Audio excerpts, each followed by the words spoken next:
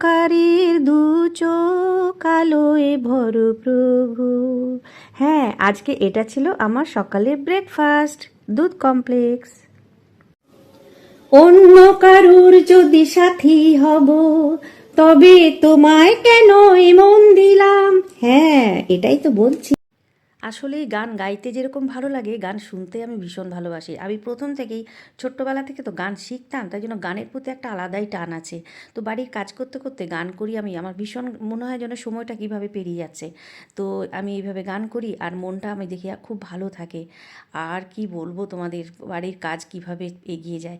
ছোট্ট ছোট্ট অর্ডারগুলো যখন অনলাইনে করি তখন তো মনটা খুব খুশি থাকে।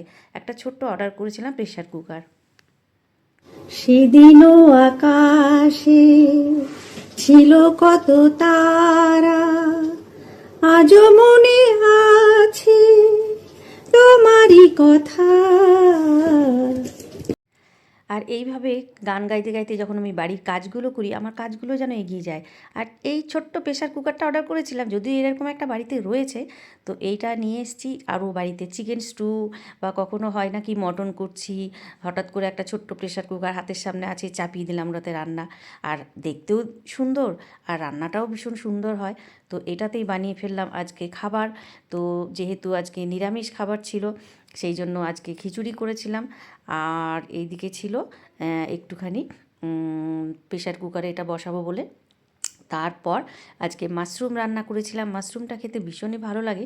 তো মাশরুমটা বাড়িতে নিয়ে এসে প্রথমে এটা গরম জলে সেদ্ধ করে নিয়েছিলাম, তারপর ঝটপট রান্না করলাম আজকে মাশরুমের রেসিপি।